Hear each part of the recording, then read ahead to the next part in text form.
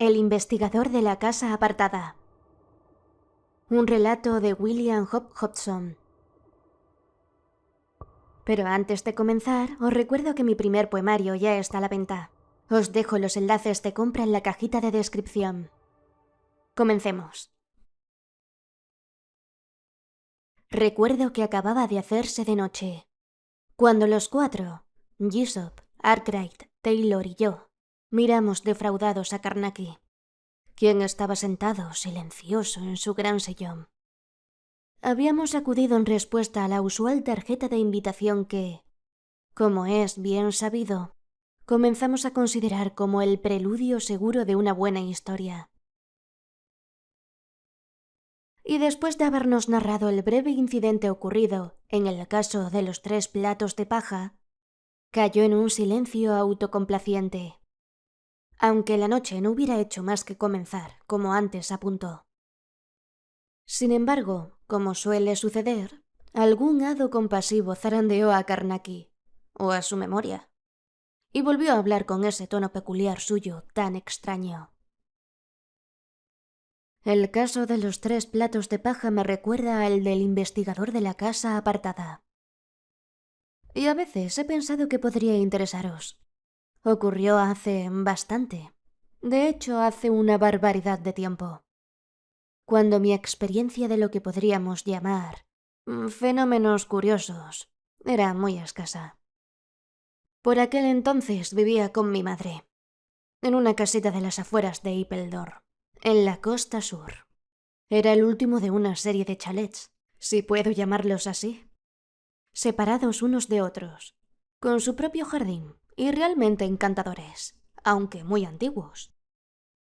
Impregnados del aroma a rosas, con ventanas, ya sabéis, emplomadas y muy adornadas, y puertas de genuino roble. Intentad haceros una idea para entender lo bien que se vivía allí. Antes que nada, debo deciros que mi madre y yo llevábamos viviendo en aquella casita durante 2 años y que, en todo aquel tiempo, no había sucedido nada fuera de lo corriente que pudiese molestarnos. Y entonces, lo que son las cosas, ocurrió algo. Una noche, a eso de las 2 de la madrugada, estaba acabando de escribir unas cartas, cuando oí que mi madre abría la puerta de su dormitorio, bajaba hasta el piso inferior y tocaba los barrotes de la barandilla de la escalera. «Ya voy, madre», dije en voz alta, suponiendo que venía simplemente a recordarme que me acostara. Y como oí que volvía a su habitación, me apresuré a terminar mi trabajo, por miedo a que no se durmiese hasta que no me fuera a la cama. Así que cuando acabé, encendí la vela, apagué la lámpara de la mesa y subí por la escalera. Cuando llegaba a la altura de la puerta de su habitación, vi que estaba abierta. Le di buenas noches en voz baja y, de paso, le pregunté si podía cerrar la puerta. Como no respondió, supuse que se habría vuelto a dormir. Cerré la puerta con suavidad y me dirigí a mi habitación, justo al otro lado del pasillo. Mientras lo hacía, apenas sí percibí que allí había un tenue olor peculiar, un tanto desagradable. Pero hasta la noche siguiente no comprendí que en aquel olor había algo que me ofendía. ¿Me seguís? Me refiero a eso que nos ocurre con tanta frecuencia, que de repente uno se da cuenta de algo que había registrado en el inconsciente, quizá un año antes. A la mañana siguiente, mientras almorzaba con mi madre, mencioné de pasada que la noche anterior se había quedado frita y que le había cerrado la puerta. Pero, para mi sorpresa, me aseguró que no había salido de su habitación. Le recordé los 2 golpecitos que había dado en los barrotes de la barandilla de la escalera, pero ella estaba segura de que yo debía de estar confundido. Al final le dije en broma que, como ya estaba tan acostumbrada a mi fea costumbre de quedarme levantado hasta tarde, había debido de bajar en sueños. Por supuesto que lo negó. Y yo acabé dejando de lado aquella cuestión. Pero la verdad es que estaba bastante perplejo, y no sabía a qué atenerme, si a mi propia explicación de lo sucedido o a la de mi madre, que achacaba los ruidos a los ratones, y el que la puerta estuviese abierta al hecho de que no la había dejado bien cerrada al irse a la cama. Supongo que en alguna parte inconsciente de mi mente debían de agitarse pensamientos menos racionales que aquellos. Pero por entonces, aún no sabía lo que era sentirse realmente mal. Aquella noche, cerca de las 2 de la madrugada, la situación cambió. Oí que la puerta de la habitación de mi madre se abría, exactamente igual que la noche anterior. E inmediatamente después sonaron los golpecitos en los barrotes. O así me lo pareció. Por un instante dejé lo que estaba haciendo para decirle en voz alta que acabaría enseguida. Pero ella no me contestó, y yo no la oí volver a la cama, por lo que me pregunté al menos si no estaría caminando en sueños, como yo había sugerido. Con aquel pensamiento me levanté, y tomando la lámpara de la mesa, salí de mi habitación. Entonces, atended, me recorrió el cuerpo una especie de escalofrío tremendo, pues de pronto caí en la cuenta de que mi madre jamás daba golpecitos en la barandilla cuando estaba levantado hasta tarde, sino que me llamaba.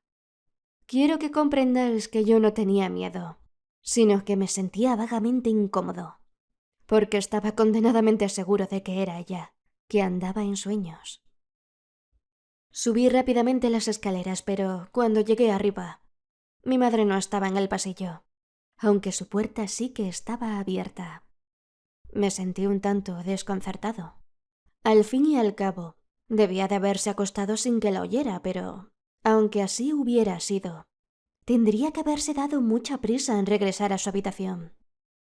No obstante, al ver que dormía profunda y tranquilamente, el vago presentimiento que tenía de que algo no iba bien me hizo acercarme a ella y mirarla de cerca para estar bien seguro. No me quedó duda alguna de que estaba perfectamente bien. Pero seguí un tanto preocupado, aunque me sintiera más inclinado a creer que mi sospecha era correcta, y que ella había regresado en silencio a su habitación sin despertarse sin saber lo que había hecho. Y aquel pensamiento resultó el más acertado, como veréis. Bruscamente me asaltó un olor extraño, incierto, a humedad, y comprendí que se trataba del mismo que, la noche anterior, había sentido en el pasillo, pues era igual de raro e incierto que él.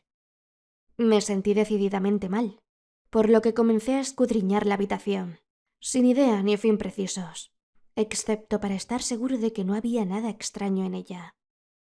Y durante todo el tiempo, lo que son las cosas, no esperé encontrar nada, ya que lo único que buscaba era quedarme tranquilo. Mi madre se despertó mientras realizaba la investigación, por lo que no tuve más remedio que explicarle lo sucedido. Le conté lo de la puerta abierta y los golpecitos en la barandilla, y que había subido y la había encontrado dormida. Nada le dije del olor, ya que prácticamente no se distinguía, pero sí le comenté que, como aquello ya se había producido 2 veces, había acabado por ponerme nervioso y comenzar a imaginar cosas. Por eso había ido a echar un vistazo a su habitación, simplemente para quedarme tranquilo. Desde entonces siempre he pensado que el motivo de que no mencionara el olor no se debió solo al hecho de que no quisiera asustar a mi madre, pues entonces no tenía el aplomo suficiente para pensar así, sino que era vagamente consciente de que asociaba aquel aroma con sueños que resultaban demasiado indefinidos y peculiares para atreverme a mencionarlos. Quizá comprendáis que ahora pueda analizar lo sucedido y convertirlo en palabras, y que entonces ignorase incluso la razón principal para guardar silencio, y que no supiese apreciar siquiera lo que ello significaba. ¿Me seguís? Fue mi madre quien expresó con palabras parte de la vaga sensación que yo sentía. «¡Qué olor tan desagradable!», exclamó, y se quedó en silencio durante unos instantes mirándome. «Me parece que estás seguro de que aquí hay algo que no marcha bien», añadió sin dejar de mirarme, pero con un leve toque de interrogación, que esperaba una respuesta. «No lo sé», dije. «No consigo comprenderlo, a no ser que realmente te hayas levantado durante el sueño». «Pero, ¿y el olor?». «En efecto», respondí. «Eso es lo que me resulta más chocante. Voy a dar una vuelta por la casa, aunque supongo que no voy a encontrar nada». Encendí la vela de su palmatoria y me la llevé a los otros 2 dormitorios, y después al resto de la casa, incluidas las 3 dependencias de la bodega que pusieron a prueba mis nervios. Regresé al dormitorio de mi madre y le dije que no había nada de qué preocuparse. Como veis, al final acabamos creyendo que todo iba bien. Mi madre no quiso reconocer que había podido ser ella, caminando dormida. Y en referente a la cuestión de la puerta abierta, echó la culpa al picaporte, que realmente cerraba bastante mal. Los golpecitos eran sin duda obra de los crujidos de la vieja carpintería de la casa, que aún se quejaba, o de algún ratón, que había tirado algún trozo de mampostería suelta. El olor resultaba un poco más difícil de explicar, pero al fin estuvimos de acuerdo en que podría tratarse del olor de la tierra húmeda, filtrándose de noche por la ventana de la habitación de mi madre, procedente del jardín de detrás. O bien, con toda seguridad, del pequeño cementerio que estaba al otro lado del gran muro, en el extremo del jardín. Así conseguimos tranquilizarnos, y yo acabé yéndome a la cama y descabezando un sueño. Pienso que aquella fue una buena lección sobre el modo de engañarnos a nosotros mismos que tenemos los humanos, pues mi razón no habría debido aceptar ninguna de aquellas explicaciones. Si os ponéis en mi caso, veréis lo absurdos que eran todos los intentos con que intentábamos explicar lo sucedido. A la mañana siguiente, cuando bajé a desayunar, volvimos a hablar de lo que había pasado, y, si estuvimos de acuerdo en que era extraño, también convinimos en que habíamos comenzado a pensar cosas raras en el fondo de nosotros, que, tal como estaban las cosas, nos daba un poco de vergüenza admitir. Creo que resulta muy divertido si se piensa, y también absurdamente humano. Pero después de esa charla, aquella misma noche, la puerta del dormitorio de mi madre se iba a cerrar y abrir violentamente, justo después de la medianoche. Tomé la lámpara, pero cuando llegué a su puerta la encontré cerrada. La abrí rápidamente y vi que mi madre estaba acostada, aunque con los ojos abiertos y muy nerviosa, ya que el golpetazo de la puerta la había despertado. Lo que más me desconcertó fue el hecho de que en el pasillo y en su habitación se notase un olor sencillamente nauseabundo. Mientras le preguntaba si se encontraba bien, por 2 veces una puerta se cerró violentamente en el piso inferior. Así que podéis imaginaros lo que sentí en aquel momento. Mi madre y yo nos miramos en silencio. Entonces encendí la vela de su mesilla, tomé el atizador de la chimenea y bajé por la escalera tremendamente nervioso. El efecto acumulativo de tantas cosas inexplicables comenzaba a sacarme de quicio. Y todas las explicaciones que habíamos buscado, aparentemente lógicas, me parecían abyectamente fútiles. El repugnante olor parecía tremendamente intenso en el vestíbulo, lo mismo que en la habitación que daba a la fachada principal y en las bodegas. No obstante, procedía una minuciosa búsqueda en el interior de la casa, y cuando hube acabado, constaté que todas las ventanas y puertas que estaban al nivel de la calle se encontraban bien cerradas y que, aparte de nosotros 2, no había ningún ser vivo en la casa. Volví a subir por las escaleras hasta la habitación de mi madre, donde estuvimos hablando de lo sucedido durante 1 hora o más, para llegar a la conclusión de que, después de todo, estábamos dando demasiada importancia a un cúmulo de detalles insignificantes, aunque en nuestro fuero interno, como bien sabéis, no nos creyéramos lo que decíamos, ¿no os parece? Más tarde, cuando la charla había conseguido apaciguar nuestros ánimos, le di las buenas noches y me fui a la cama, conciliando el sueño al poco tiempo. Bastante después, en las primeras horas de la mañana, cuando aún estaba oscuro, me despertó un fuerte ruido. Podéis imaginaros que aquello me asustó bastante, después de tantas cosas inexplicables como nos habían sucedido. De nuevo volvió a oírse en el piso de abajo. ¡Bam, bam, bam! Una puerta tras otra cerrándose violentamente. O al menos esa fue la impresión de aquel sonido. Salté fuera de la cama con la carne de gallina, totalmente escalofriado. y sin pérdida de tiempo encendí la vela. Entonces la puerta de mi habitación comenzó a abrirse lentamente. No había echado la llave para que ningún obstáculo pudiese separarme de mi madre. «¿Quién anda ahí?», exclamé con voz doble de fuerte de lo usual, y con esa especie de singular sofoco que siempre da un miedo súbito. «¿Quién anda ahí?». «Soy yo, Tomás. ¿Qué pasa abajo?». Por eso había entrado en mi habitación, con el atizador en una mano y una lámpara en la otra. Al verla de aquella manera, habría podido reírme, de no haber sido por los extraordinarios sonidos que habíamos oído escaleras abajo. Pues, como recordaréis, era bastante menuda, aunque muy valiente. Así que me acalcé las zapatillas y descolgué de la pared una vieja bayoneta. Tomé una lámpara y rogué a mi madre que se quedase, aunque sabía que era inútil si ella había decidido lo contrario. El resultado fue que durante nuestro reconocimiento actuó como una especie de retaguardia mía.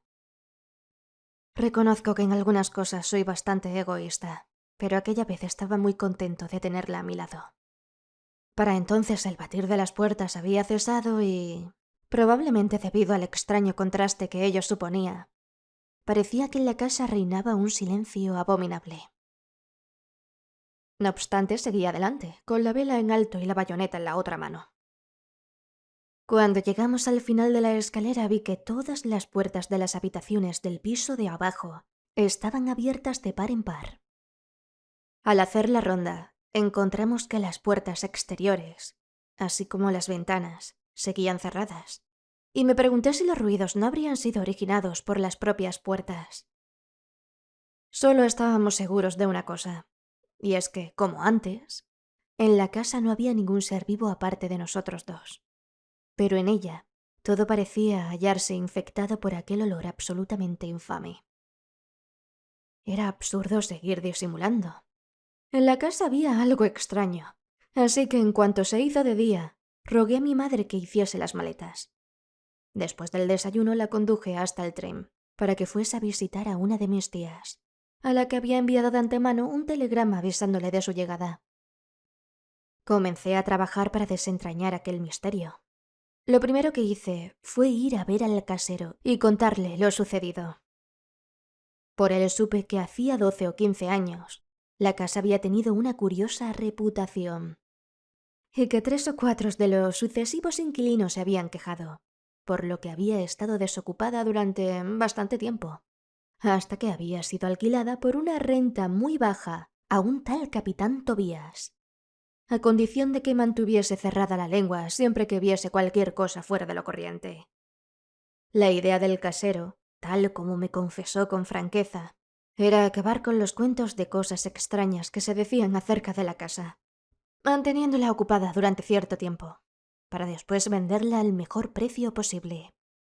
Cuando el capitán Tobías se fue, después de haber vivido en ella 10 años, no hubo más cuentos acerca de la casa, y así, cuando nosotros llegamos y le ofrecimos alquilarla por 5 años, aprovechó la ocasión.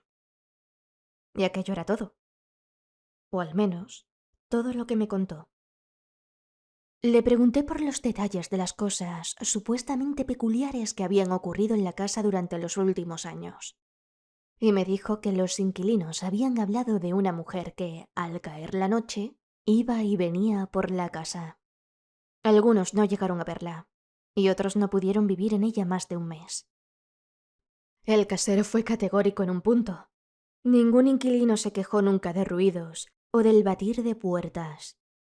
En cuanto al olor, parecía realmente indignado, sin que yo llegara a conocer los motivos. Quizá tampoco él los conocía, aunque tal vez presintiera alguna leve acusación por mi parte respecto a que no se hubiera preocupado del mantenimiento de los desagües. Al final, le sugerí que podía venir a pasar la noche en la casa. Aceptó al momento, sobre todo al oír que yo tenía la intención de no airear aquel curioso asunto e ir directamente al fondo del mismo, ya que no deseaba en absoluto que se extendiera nuevamente el rumor de que la casa estaba embrujada. Llegó aquella misma tarde a eso de las 3, y ambos registramos la casa, sin encontrar nada fuera de lo corriente.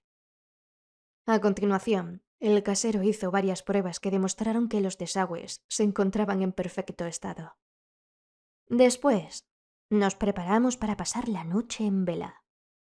Lo primero que hicimos fue pedir prestadas 2 linternas sordas de la jefatura de policía más cercana, cuyo superintendente era muy amigo mío. En cuanto se hizo de noche, el casero fue a su casa a buscar una escopeta. Yo tenía la bayoneta de la que antes hablé, y cuando volvió el casero, nos fuimos a mi estudio, donde estuvimos charlando hasta poco antes de la medianoche. Entonces encendimos las linternas y subimos al piso de arriba, justo hasta el descansillo, donde yo había instalado una pequeña mesa y un par de sillas de uno de los dormitorios. Dejamos las linternas, la escopeta y la bayoneta encima de la mesa, al alcance de la mano, y cerramos y precintamos las puertas de los dormitorios. Luego volvimos a nuestros asientos y oscurecimos las linternas. Hasta las 2 de la madrugada no sucedió nada, pero poco a poco, después de las 2, como comprobé al consultar mi reloj al débil resplandor de las oscurecidas linternas, me sentí extraordinariamente nervioso. Por último, me incliné hacia el casero y le susurré que tenía el extraño presentimiento de que algo iba a ocurrir, instándole a que tuviese su linterna a punto. Cuando yo quise tomar la mía, la noche que llenaba el pasillo pareció tomar súbitamente un tono violeta oscuro. No vayáis a pensar que una luz brotó en su interior, sino que la natural negrura de la noche mudó su color, desde dentro, por así decirlo. ¿Comprendéis lo que quiero decir? Y entonces, surgiendo de aquella noche violeta, a través de la lobreguez violeta, llegó corriendo un niño desnudo. Cosa extraña, el niño no parecía de naturaleza diferente a la de la oscuridad que le rodeaba, sino que venía a ser como una concentración de tan extraordinaria atmósfera. Podría decirse, ¿me expreso con claridad?, que el niño procedía de aquel lóbrego color que había alterado la noche. No puedo decirlo de manera más sencilla, así que intentad captar lo que quiero expresar. El niño pasó a mi lado corriendo con absoluta naturalidad, como habría hecho cualquier pequeñajo, solo que en un silencio absoluto e inconcebible. Recuerdo que era un niño muy pequeño, porque pasó por debajo de la mesa, pero yo lo veía claramente a través de ella, como si ésta solo fuese una sombra, ligeramente más oscura que la tiniebla reinante.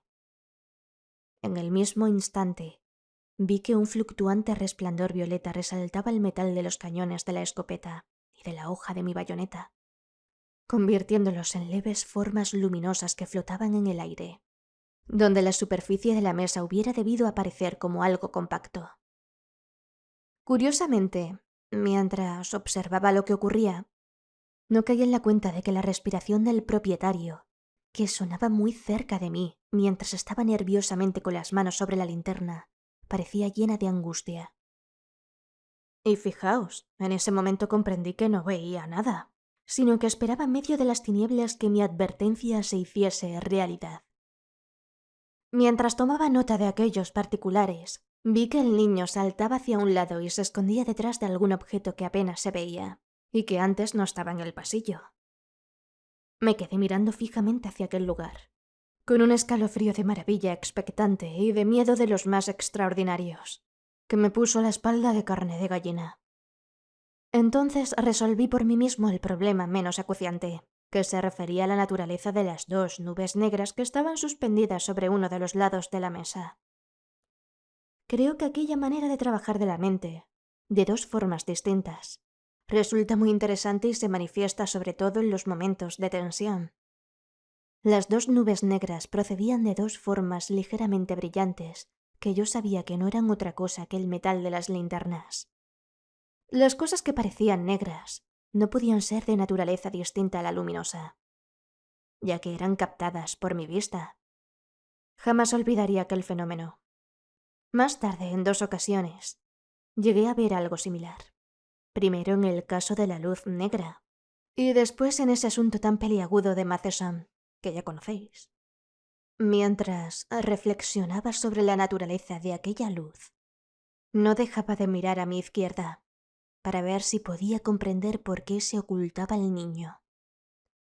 De repente oí que el casero gritaba: «¡La mujer!». Pero no vi nada. Tuve la vaga y desagradable sensación de que algo repugnante estaba cerca de mí.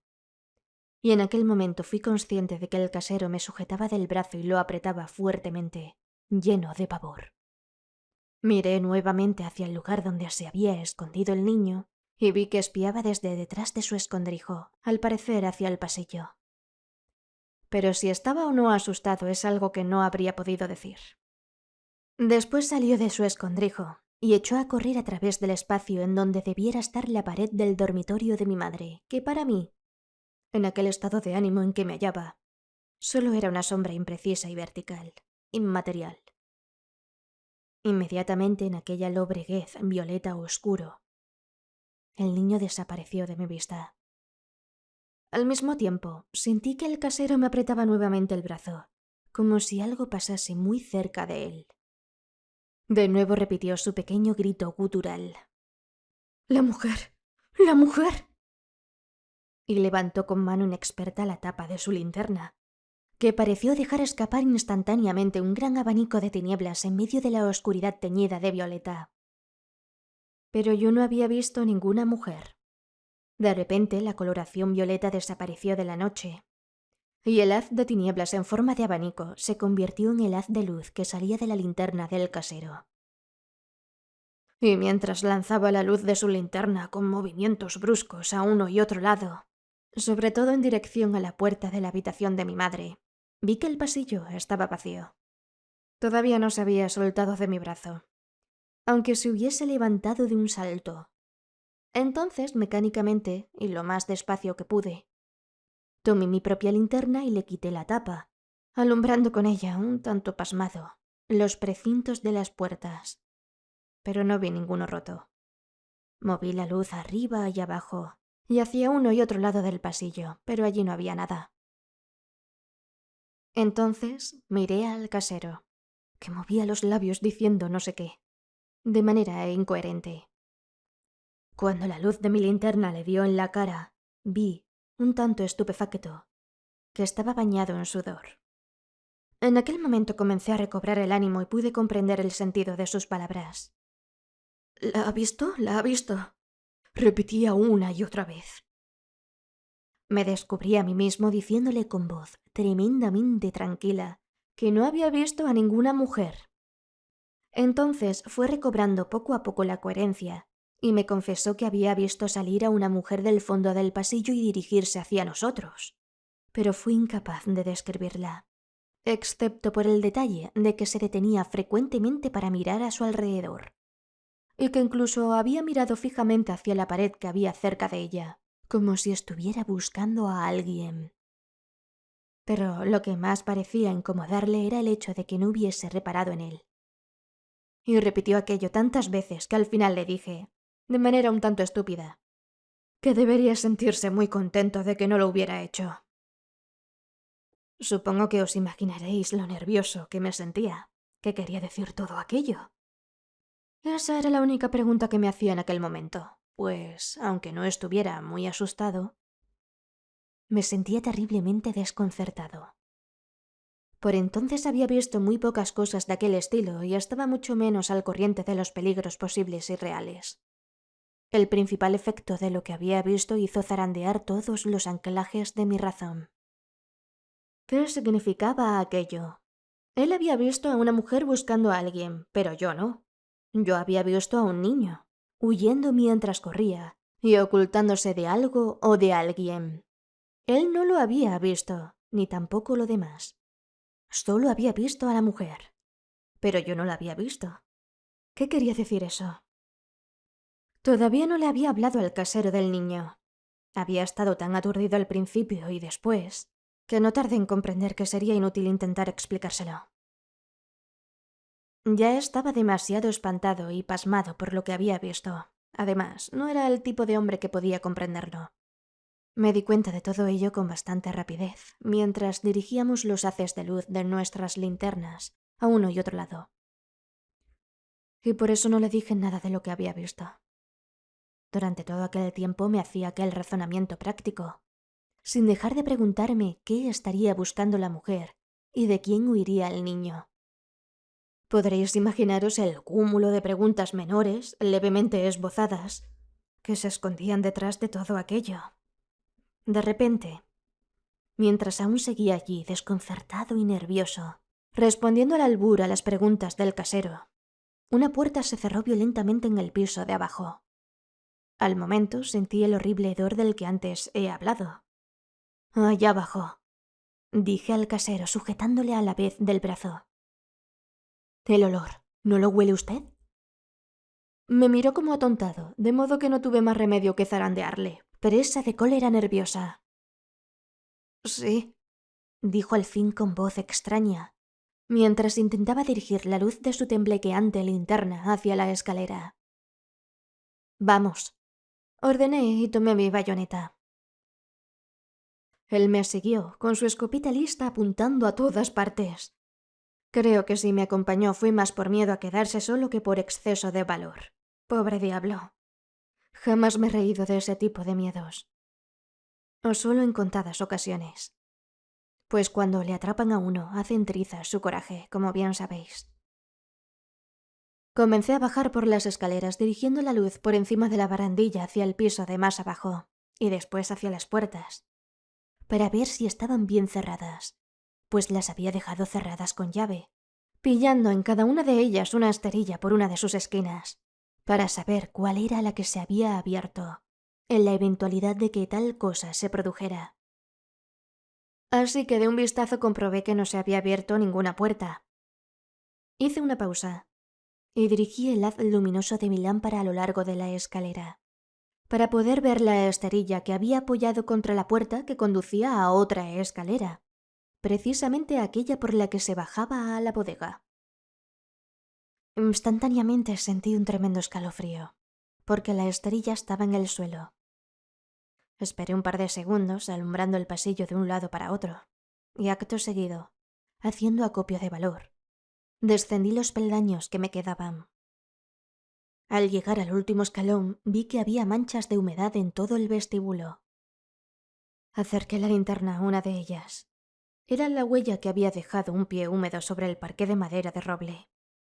Pero no la huella de un pie ordinario, sino de algo extraño, blando, viscoso, que me llenó de tremendo terror. Alumbré desde todos los lados y ángulos aquellas pisadas imposibles, y pude contemplarlas por todas partes. Súbitamente comprobé que se dirigían a las puertas que estaban cerradas. Sentí que algo me rozaba la espalda y me volví enseguida, para descubrir que se trataba del casero, quien se había acercado tanto que poco le faltó para chocarse conmigo. «Todo va bien», dije más bien en un susurro apagado, intentando animarle un poco, pues podía sentir que estaba temblando de pies a cabeza. Mientras intentaba tranquilizarle para que pudiese serme de alguna utilidad, se le disparó el arma con una tremenda detonación, y fue a dar limpiamente en el asiento de una silla del vestíbulo. Se sobresaltó y lanzó un aullido de terror, mientras yo no hacía más que echar juramentos a voz en cuello por el susto. «Por amor de Dios, deme ese arma», dije arrancándosela de la mano. En el mismo instante se oyó ruido de pasos precipitados procedentes del jardín, e inmediatamente el haz luminoso de una linterna sorda iluminó la claraboya de encima de la puerta principal. Acto seguido intentaron abrir la puerta, y poco después me llegó el sonido de los violentos golpes que alguien asestaba a la puerta. Supuse que se trataba del policía de servicio que, al oír el disparo, había llegado corriendo para ver si había ocurrido algún percance.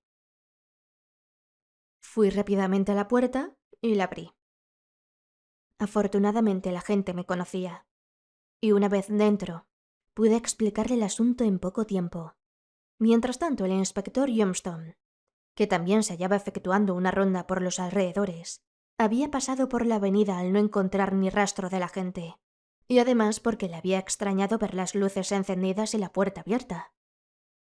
Le conté, lo más brevemente que pude, lo sucedido, pero nada respecto al niño o a la mujer, que le habría parecido demasiado fantástico para tomarlo en serio. Le enseñé las extrañas pisadas húmedas y cómo se dirigían hacia las puertas cerradas.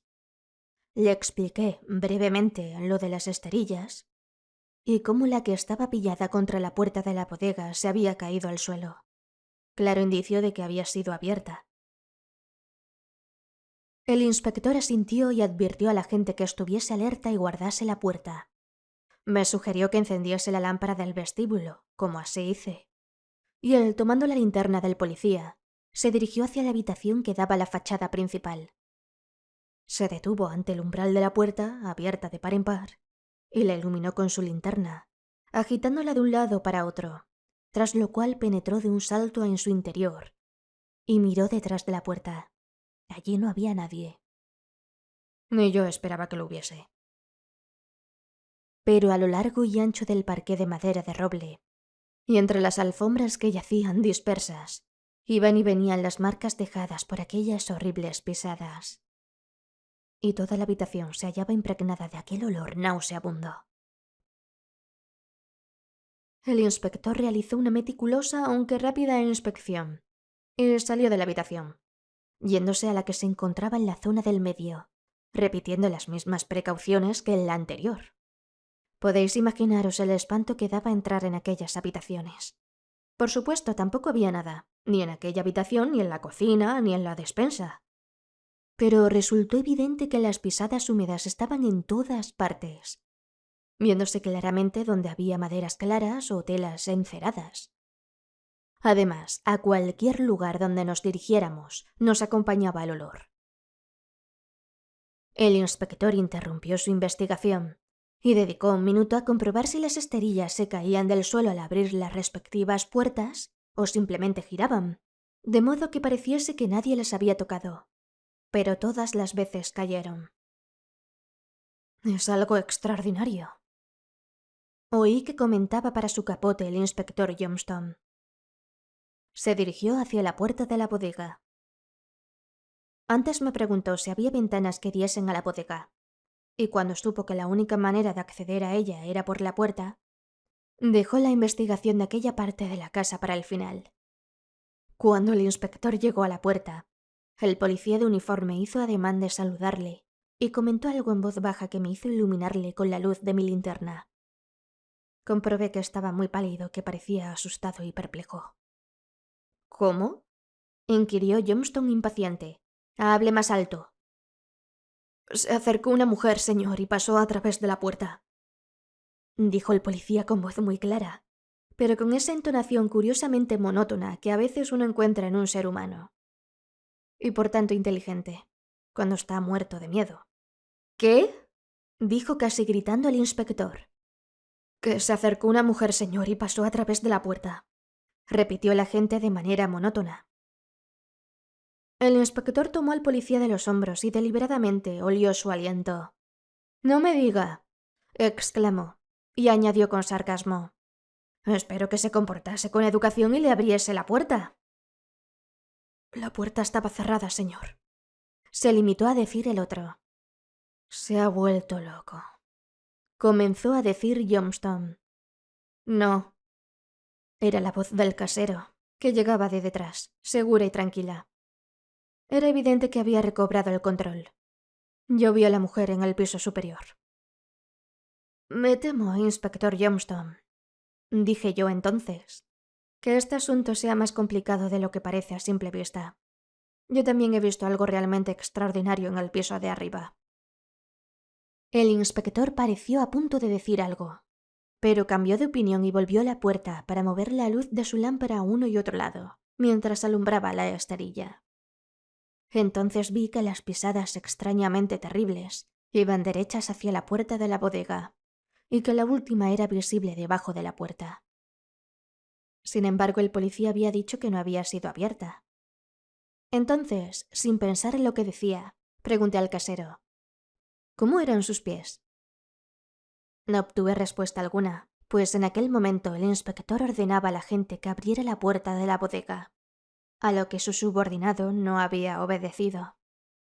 Johnstone repitió la orden, y al fin, de un modo curiosamente automático, el hombre obedeció y dio un empujón a la puerta, que ya había sido abierta.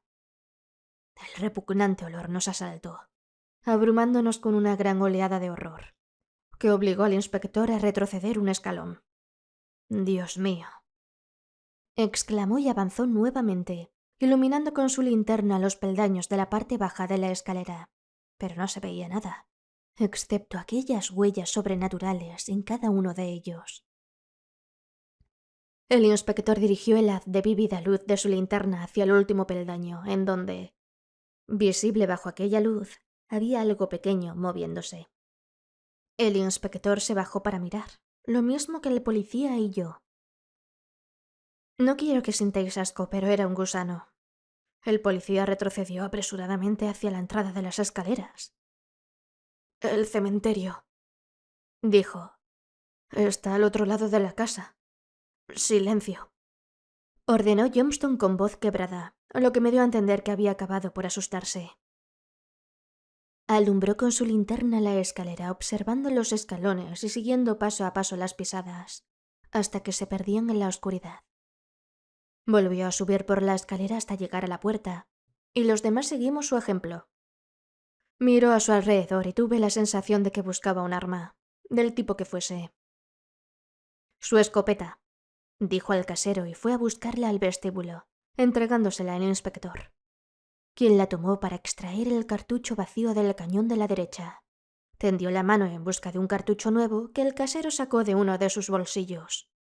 La cargó, cerrándola con un chasquido, y se dirigió a la gente. «Venga aquí», dijo avanzando hacia la puerta de la bodega. «No iré, señor», contestó el agente tremendamente pálido. Con un violento arranque de ira, el inspector tomó al hombre por la manga y le empujó hacia las tinieblas, haciéndole rodar escaleras abajo dando gritos. Armado de linterna y escopeta, el inspector le siguió al punto, y yo fui tras él con la bayoneta dispuesta. Detrás de mí iba el casero, tropezando de nerviosismo. Al final de la escalera, el inspector estaba ayudando al policía a levantarse. Este se quedó un instante como balanceándose con la mirada perdida.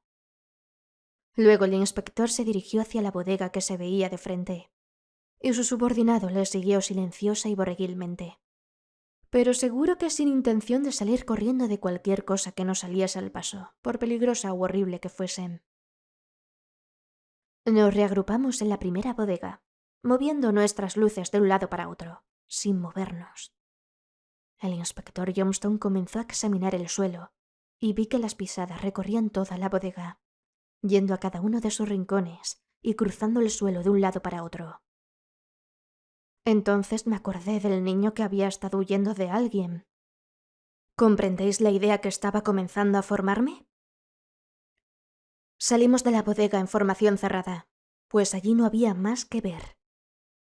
En la siguiente había pisadas por todas partes de la misma forma errática, como si algo o alguien estuviese buscando no sé qué, o siguiendo a ciegas una pista. En la tercera bodega, las pisadas terminaban ante el pozo que había servido para aprovisionar de agua la casa en época inmemorial. El agua llegaba hasta el borde, y era tan clara que podíamos ver su fondo pedregoso a la luz de las linternas. La investigación había tenido un final un tanto abrupto, y nos quedamos de pie al lado del pozo, mirándonos unos a otros, en un absoluto y horrible silencio. Johnston examinó otra vez las pisadas y volvió a alumbrar con su linterna el agua clara y poco profunda del pozo, observando cada pulgada del fondo claramente visible, pero sin encontrar nada. El aire de la bodega estaba cargado de aquel terrorífico olor. Nosotros seguíamos en silencio, moviendo constantemente nuestras lámparas para iluminar con ella la estancia. El inspector terminó su examen del pozo y asintió lentamente con la cabeza, mientras miraba hacia mí, y al reconocer de manera muda y grave que nuestra manera de pensar era también la suya, el olor de la bodega pareció hacerse aún más insoportable, como si se convirtiera en una amenaza. La evidencia material de que allí había alguna cosa monstruosa, junto a nosotros, invisibles. «Creo», comenzó a decir el inspector, mientras se interrumpía y alumbraba hacia las escaleras. Y como respuesta a aquella sugerencia, el agente perdió el control y salió corriendo hacia arriba, haciendo sonidos guturales con la garganta. El casero le siguió con paso rápido y tras él, el inspector y yo. Solo tuvo que esperarme un instante. Subimos al unísono pisando en los mismos escalones, mientras alumbrábamos lo que iba quedando a nuestra espalda. Al llegar arriba del todo, cerré de golpe la puerta que conducía a las escaleras, eché la llave y me enjugué el sudor de la frente. Por Júpiter, me temblaban las manos. El inspector me pidió que diese un vaso de whisky a su subordinado, tras lo cual le hizo salir y volver a su ronda. Se quedó un rato con el casero y conmigo para convenir que se reuniría con nosotros a la noche siguiente, con intención de vigilar entre los tres el pozo hasta que se hiciese de día. Cuando nos abandonó, comenzaban a distinguirse las primeras luces de la aurora. El casero y yo salimos de la casa, echamos la llave y nos fuimos a dormir a la suya. Por la tarde regresamos a la casa para comenzar los preparativos de la noche. Estaba muy tranquilo y supe que podríamos fiarnos de él, una vez superada la prueba de fuego de la noche precedente.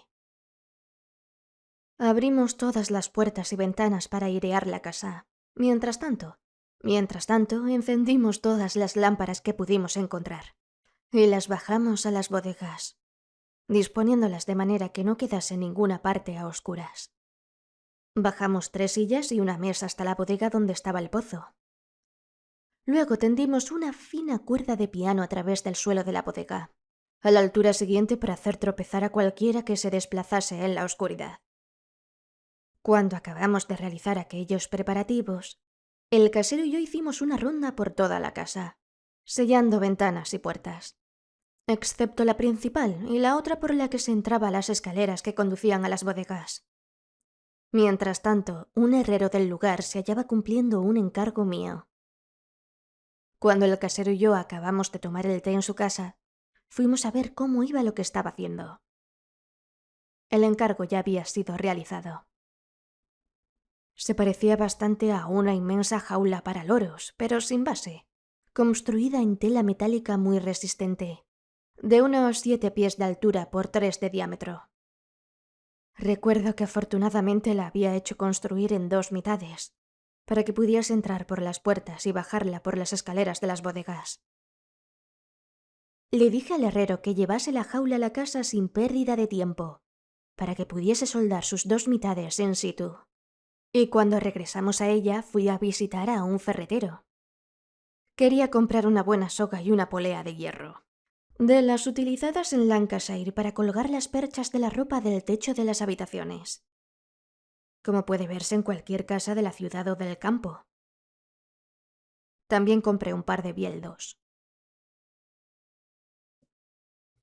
No tendremos ni que tocarlo, dije al casero, quien asintió con la cabeza, palideciendo repentinamente, pero sin hacer comentario alguno.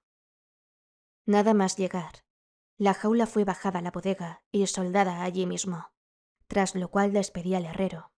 Ayudado por el casero, la colgué encima del pozo, en el que ajustaba perfectamente. Por último, y tras no pocas dificultades, conseguimos suspenderla del extremo de la soga que pasaba por la polea de hierro. De suerte que, si soltábamos el extremo de ésta dejándola caer bruscamente, se encajaba perfectamente en el pozo, como un apagavelas. Cuando vimos que estaba correctamente situada, la izamos, poniéndola en posición, y até la soga a una pesada columna de madera que había en mitad de la bodega, cerca de la mesa. A eso de las 10 ya estaba preparado todo, incluidos los 2 bieldos y las 2 linternas de policía, además de una botella de whisky y unos sándwiches que descansaban sobre la mesa, ya que debajo de ella había dispuesto varios cubos llenos de desinfectantes. Poco antes de las 11 llamaron a la puerta principal.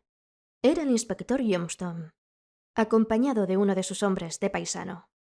Podéis imaginaros lo contento que me sentí al recibir aquel refuerzo, pues el policía parecía un individuo fuerte, tranquilo, inteligente y de sangre fría, Justo el hombre que necesitábamos para que nos ayudase en el terrible trabajo que, estaba seguro, habría que realizar aquella noche. Cuando el inspector y el detective entraron, cerré con llave la puerta principal. Mientras el inspector me sostenía la linterna, la precinté cuidadosamente con cintas y cera.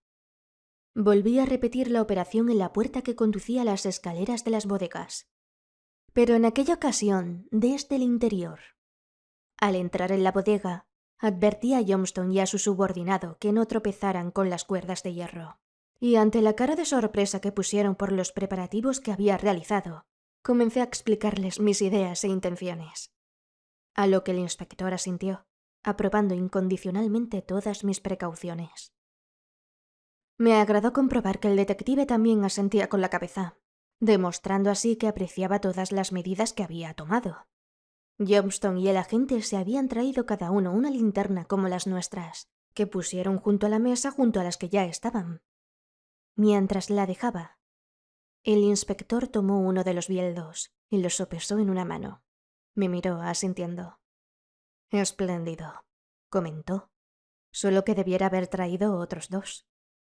Poco después nos instalamos en nuestros asientos, mientras el detective tomaba un taburete de un rincón de la bodega, pues solo habíamos bajado 3 sillas. Estuvimos charlando tranquilamente hasta las 12 menos cuarto, al tiempo que nos tomábamos un ligero refrigerio a base de whisky y sándwiches. Luego quitamos todas las cosas de encima de la mesa, excepto las linternas y los bieldos. Entregué uno al inspector, reservándome el otro para mí. Y después de colocar mi silla de forma que pudiese soltar fácilmente la cuerda que dejaba caer la jaula encima del pozo, recorrí toda la bodega y apagué una a una todas las lámparas. A tientas, regresé a mi silla y dejé el bieldo y la linterna sorda al alcance de la mano. Sugerí a los presentes que mantuviesen un silencio absoluto durante la espera. También les rogué que nadie destapara su linterna hasta que yo no lo dijese. Puse el reloj encima de la mesa, donde el débil resplandor de mi linterna me permitía ver la hora. En la hora siguiente no sucedió nada fuera de lo corriente, y todo se mantuvo en absoluto silencio, excepto por algún ligero movimiento debido al nerviosismo. Sin embargo, a la 1:30, volví a sentir la misma agitación nerviosa, tan extraordinaria y peculiar, que había sentido la noche anterior. Extendí el brazo rápidamente, aflojando, pero sin soltarla, la soga que estaba enrollada en la columna. El inspector pareció darse cuenta de aquel movimiento, pues vi moverse ligeramente la débil luz de su linterna, como si la hubiese tomado apresuradamente. Aproximadamente 1 minuto más tarde, observé que tenía lugar un cambio en la coloración de la noche que llenaba la bodega, que fue tomando lentamente una coloración violeta.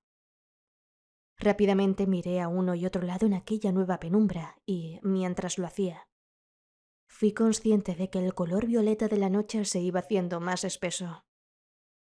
En la dirección del pozo, pero como si se encontrase a mayor distancia de la que realmente estaba, apareció un cúmulo de oscuridad que fue acercándose rápidamente hacia nosotros, como si llegase de pronto en un instante. Se aproximó más y, como en la ocasión anterior, vi que se trataba de un niño desnudo corriendo, que parecía formar parte de la noche violeta dentro de la que corría. El niño llegó corriendo normalmente, como os he contado, pero en un silencio tan peculiarmente intenso que era como si lo hubiese traído consigo. Quizá no comprendáis lo que quiero deciros, pero no puedo ser más claro. A mitad de camino entre el pozo y la mesa, el niño se volvió bruscamente y miró hacia atrás. Y miró hacia atrás, viendo algo que me resultaba invisible. De repente se dejó caer en el suelo, haciéndose un ovillo, como si se escondiese detrás de algo envuelto en sombras que solo se percibía de vez en cuando. Pero la verdad era que allí no había nada, excepto el desnudo suelo de la bodega, quiero decir, nada que perteneciese a nuestro mundo. Recuerdo haber pensado con una tremenda sangre fría que podía oír la respiración de los otros 3 hombres que estaban conmigo, con una claridad notable. y también que el tic-tac de mi reloj encima de la mesa parecía sonar tan alto y tan lento como uno de esos grandes relojes de nuestros abuelos. Y fijaos, supe que nadie más veía lo que yo. De repente, el casero, que estaba a mi lado, se quedó sin aliento. Se le escapó una especie de silbido. Y supe que acababa de ver algo. Entonces la mesa dio un crujido y tuve la impresión de que el inspector se inclinaba hacia adelante para contemplar algo que yo no podía ver. El casero estiró la mano en la oscuridad y buscó a tientas mi brazo, antes de decirme en un susurro, casi al oído: «La mujer en el pozo». Miré rápidamente en aquella dirección, sin conseguir ver nada, excepto tal vez que en aquel sitio el color violeta de la noche parecía un poco más pronunciado. Volví a mirar hacia atrás, a la sombra que ocultaba al niño. Vi que éste espiaba furtivamente desde detrás de su escondrijo. De repente se levantó y corrió derecho hacia la parte central de la mesa, que yo veía como una sombra imprecisa situada entre mis ojos y el suelo que no podía ver. Mientras el niño pasaba corriendo bajo la mesa, observé que las aceradas púas de mi bieldo resplandecían con una fluctuante luz violeta. Un poco más lejos, el contorno vagamente luminoso del otro bieldo aparecía bañado verticalmente en la penumbra. Deduje que el inspector lo había tomado y estaba alerta. No ponía en duda que había visto algo. Encima de la mesa, las partes metálicas de las linternas resplandecían con el mismo fulgor extraño. Y alrededor de cada una, filtrándose por sus rendijas, se apreciaba una pequeña nube de absoluta negrura, en el lugar donde a simple vista habría estado la luz que desprendían. A través de cada negrura, las partes metálicas podían apreciarse tan claramente como un ojo de gato sobre terciopelo negro. El niño se detuvo justamente en uno de los extremos de la mesa, inmóvil, aunque pareciese oscilar ligeramente mientras estaba de pie. Lo que me dio la impresión, un tanto chocante, de que era más ligero e impreciso que una nube, aunque otra parte de mi mente parecía conocer que era algo que podría encontrarse al otro lado de un cristal espeso e invisible, sujeto a condiciones y fuerzas que jamás conseguiría comprender.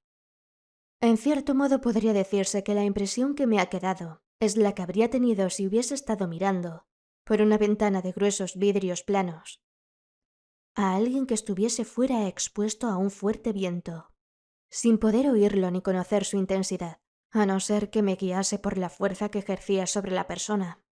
¿He conseguido explicarme? El niño seguía mirando hacia atrás, y mi mirada fue en la misma dirección. A través de la bodega vi claramente la jaula, que seguía suspendida, bañada por la luz violeta, de manera que podía distinguir cada hilo de su tela metálica, que refulgía extrañamente en aquella luz. Por encima de la jaula había una pequeña zona de tinieblas, y a continuación, el resplandor opaco de la polea de hierro que colgaba del techo. Recorrí la bodega con la mirada, estupefacto y un tanto desazonado. Unos delgados regueros de imprecisos fuegos cruzaban el suelo en todas direcciones. Recordé que no eran más que las cuerdas de piano que el casero y yo habíamos tendido en él. Pero no pudimos ver más, excepto que cerca de la mesa había unos vagos resplandores luminosos, y en su extremo, la brillante silueta de un revólver, que debía de hallarse en un bolsillo del detective. Recuerdo haber experimentado una satisfacción inconsciente, mientras mi cerebro, de manera automática, intentaba explicar lo sucedido. En la mesa que se hallaba cerca de mí veía un amasijo informe de luz, que tras un instante de reflexión, colegí que debía tratarse de las partes metálicas de la maquinaria de mi reloj. Había recorrido ya varias veces con la mirada los contornos, por entonces perdidos, de la bodega para acabar posándolos en el niño, y siempre le había sorprendido la actitud de estar mirando algo. De repente echó a correr hacia mi derecha, hasta que fue solo un punto de color más intenso perdido en la lejanía de aquella extraña noche violeta. El casero dejó escapar un débil grito, por lo demás singular, y se abalanzó sobre mí, como si quisiera huir de algo. Al otro lado, el inspector resopló sonoramente, como si acabara de recibir encima un jarro de agua helada. Bruscamente, el color violeta desapareció. Lo mismo que las sensaciones de distancia y de amplitud que se asociaban a él, al tiempo que yo era consciente de la proximidad de algo monstruoso y repugnante que me causaba un sudor frío. Entonces se hizo un tenso silencio y las tinieblas de la bodega parecieron absolutas, a excepción del débil resplandor que rodeaba a cada una de las linternas puestas sobre la mesa. En aquel momento, rodeados por la negrura y el silencio, se oyó un tenue borboteo de agua procedente del pozo, como si algo saliese sigilosamente de él, de manera que solo pudiese oírse el sonido del agua resbalando por su cuerpo. A la vez, llegaron hasta mí los efluvios del nauseabundo olor. Lancé un grito en sardina al inspector para prevenirle y solté la soga. Al instante oímos el violento ruido de la jaula al caer al agua. Entonces, con un gesto rápido y un tanto impreciso por el susto, abrí mi linterna y dirigí su luz hacia la jaula, diciendo a gritos a los demás que hicieran lo mismo. Cuando la luz de mi linterna incidió en la jaula, vi que ésta sobresalía del pozo unos 2 pies aproximadamente, y que dentro de ella, pero fuera del agua, había algo. Me quedé mirando fijamente, pues me parecía reconocer de qué se trataba. A la luz de las demás linternas, vi que era una pata de cordero, empuñada por la mano que remataba un robusto brazo que sobresalía del agua. Me sentí como petrificado, tremendamente embarado y desconcertado. En un momento surgió ante nuestra vista un gran rostro barbudo que, en aquel instante álgido, habría podido tomar por el de un ahogado, muerto desde hacía tiempo. El rostro comenzó a abrirse por el sitio donde debía estar la boca, escupiendo y tosiendo. Otra manaza apareció a la vista y se enjugó el agua de los ojos, que parpadeaban rápidamente y se quedaron mirando fijamente las luces. El detective exclamó súbitamente: «¡Capitán Tobías!». El inspector repitió lo mismo, y ambos estallaron en tremendas carcajadas, echando a correr hacia la jaula. Los seguí perplejo. El hombre de la jaula seguía manteniendo la pata de cordero tan lejos de sí como podía, mientras se tapaba con la otra mano la nariz. «¡Abrid esta maldita trampa, deprisa!», gritó medio ahogándose, mientras el inspector y el detective estaban agachados encima de él, tapándose la nariz, aunque sin dejar de reír, de suerte que la luz de sus linternas bailoteaba a todo lo largo y ancho del lugar. «¡Deprisa! ¡Deprisa!», dijo el hombre enjaulado sin dejar de taparse la nariz y haciendo esfuerzos por hablar de manera que se le entendiera. Entonces Johnstone y el detective dejaron de reír e izaron la jaula. El hombre del pozo lanzó la pata hacia el interior de la bodega y volvió a sumergirse rápidamente. Pero los policías eran demasiado rápidos para él. Le agarraron y le hicieron salir del pozo en un santiamén. Mientras le tenían agarrado, chorreando de agua, el inspector apuntó con el dedo hacia la apestosa pata de cordero.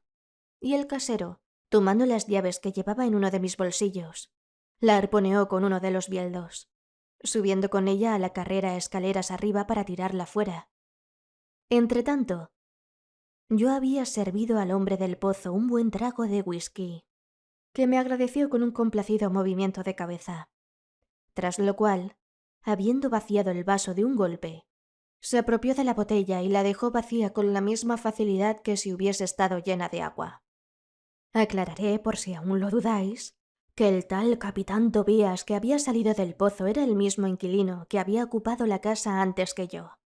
En el curso de la conversación que mantuvimos, me enteré de la razón por la que se había visto obligado a abandonar la casa. La policía lo buscaba por un asunto de contrabando, y fue encarcelado. 2 años más tarde, fue puesto en libertad. Al regresar a su hogar, se encontró con que éste ya tenía nuevos inquilinos. Entró en la casa por el pozo, cuyas paredes no llegaban hasta el fondo, como comprobé más tarde, subiendo al nivel de la calle por una pequeña escalera oculta excavada en la pared de la bodega, que conducía a un panel en el artesonado situado cerca del dormitorio de mi madre. El panel se abría al girar el montante izquierdo de la puerta del dormitorio, con el resultado de que el picaporte de ésta siempre quedaba levantado durante el proceso. El capitán se lamentó, sin ningún tipo de amargura, de que el panel estaba torcido, y cada vez que lo abría emitía un fuerte crujido. Evidentemente eso era lo que yo había tomado por golpecitos. Él no quiso aducir las razones que había tenido para volver a la casa, pero era obvio que debía de haber escondido algo y había regresado a buscarlo. Pero al ver que era imposible entrar en la casa sin riesgo de ser capturado, decidió intentar echarnos a los que vivíamos en ella, sirviéndose de la mala reputación del lugar y de sus esfuerzos, realmente artísticos para ser un fantasma en los que, debo decirlo, tuvo pleno éxito. De haber conseguido sus propósitos, habría alquilado de nuevo la casa, disponiendo así del tiempo necesario para encontrar lo que había escondido. Además, no había duda alguna de que la casa le venía de perilla, ya que había un pasadizo, como me mostraría a continuación, que conectaba el pozo trucado con la cripta de la iglesia, que estaba al otro lado del muro del jardín, la cual se hallaba conectada con ciertas cavernas de los acantilados que llegaban a la playa, al otro lado de la iglesia. En el transcurso de la conversación, ofreció quedarse con la casa. Como aquello me convenía ya que estaba más que harto de ella, y también al casero, acordamos no proceder contra él y olvidar el asunto. Pregunté al capitán si en la casa había algo realmente extraño que él hubiera visto en alguna ocasión. Me respondió que sí, pues en 2 ocasiones, y por la noche, había visto a una mujer caminando por la casa.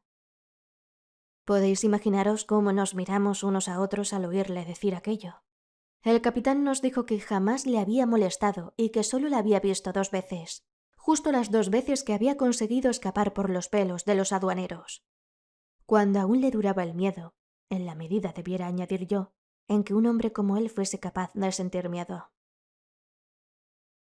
El capitán Tobías era un individuo astuto, pues había notado mi forma de pillar las esterillas contra las puertas. Así pues, entró en las habitaciones y se paseó por ellas, lo suficiente para dejar por todas partes pisadas hechas con un par de viejas zapatillas de tela, empapadas de agua. Después salió de las habitaciones, volviendo a dejar las esterillas como se las había encontrado. El gusano que se había caído de la putrefacta pata de cordero era un accidente, que no formaba parte de su plan para asustarnos, pero que le hizo sentirse encantado al saber hasta qué punto nos había afectado. El ligero olor a rancio que había notado antes de la pestilencia de la pata de cordero procedía probablemente de la pequeña escalera oculta que el capitán había utilizado al mover el panel secreto. Al menos esa fue la conclusión a la que llegué cuando me condujo hasta ella para que la viera. Los golpetazos de las puertas también eran obra suya. Estoy llegando al final de la representación que se había montado el capitán para hacernos creer en fantasmas, y a la dificultad que supone el intentar explicar a los demás sucesos tan peculiares. En primer lugar, supongo que os parecerá indudable que en aquella casa sucedía algo genuinamente extraño, que se había manifestado bajo la apariencia de una mujer. La había visto tanta gente, y en circunstancias tan diferentes, que resultaba imposible achacarla a la imaginación.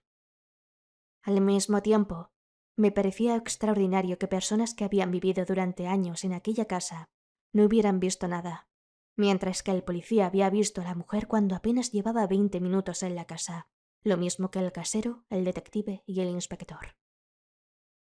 He reflexionado mucho respecto a este asunto, y he llegado a la conclusión de que, en todos los casos, el miedo era la clave, como si dijéramos que permitía a los sentidos descubrir la presencia de la mujer.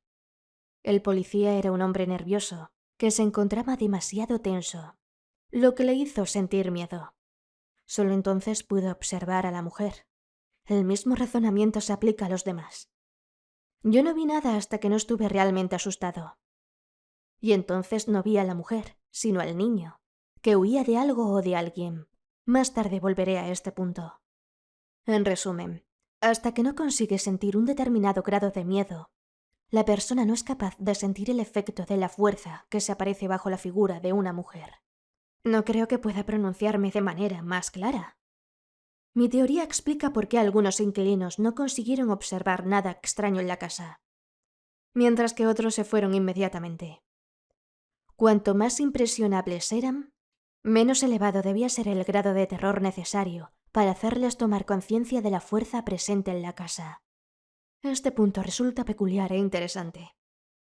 El curioso resplandor de todos los objetos metálicos de la bodega solo había resultado visible para mí.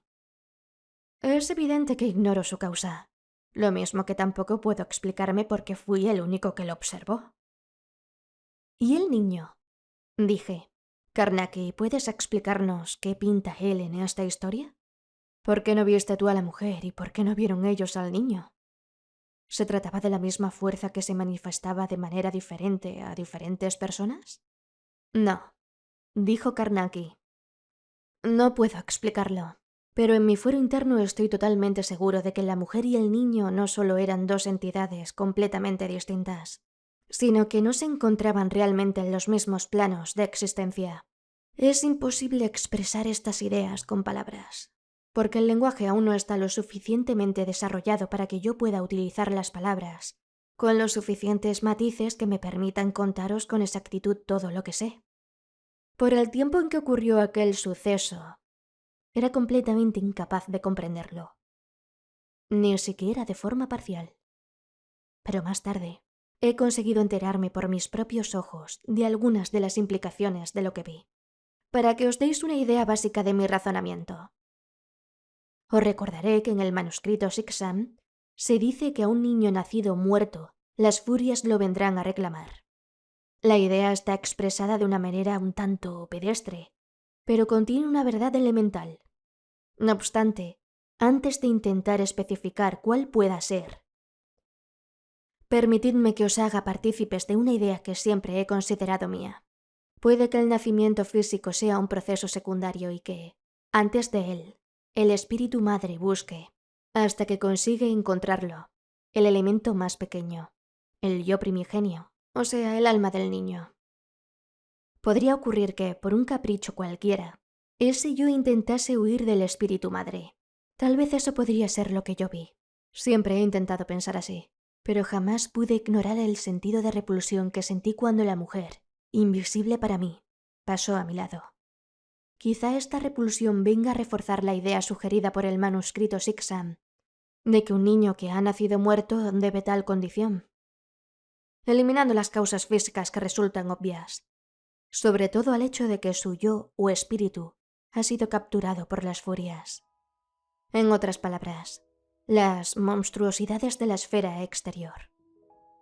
Este pensamiento resulta atrozmente terrible, y probablemente lo sea por el hecho de ser tan fragmentario. Así nos deja con la concepción de que el alma de un niño va a la deriva entre dos mundos, huyendo a través de los caminos vecinales de la eternidad, de algo increíble e inconcebible, porque es desconocido para nuestros sentidos.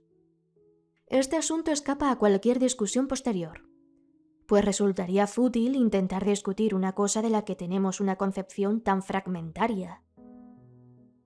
Después de lo sucedido, me ha asaltado con frecuencia el pensamiento de que quizá exista un espíritu madre.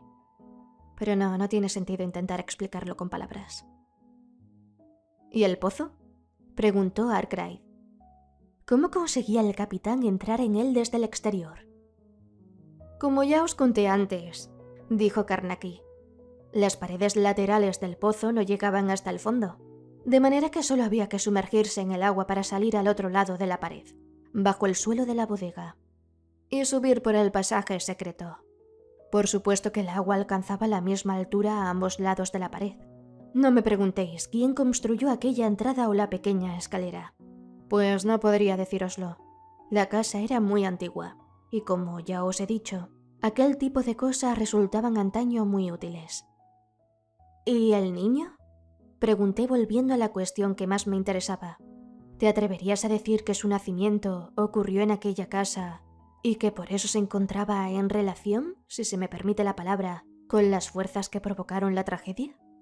Sí, contestó Carnacki. Es decir, suponiendo que tengamos en cuenta lo que sugiere el manuscrito Siksam para explicar este fenómeno. Debe haber otras casas. Comencé a decir. Las hay, me interrumpió Carnacki, y se levantó. Fuera todo el mundo. dijo en broma, usando su fórmula familiar. Y 5 minutos después estábamos en el embankment, dirigiéndonos pensativamente hacia nuestras respectivas casas. Fin. Y si habéis llegado hasta aquí, me alegraría encontrar en los comentarios un emoji de corazón azul. Así puedo comprobar quién llega hasta el final. Un beso y hasta la próxima.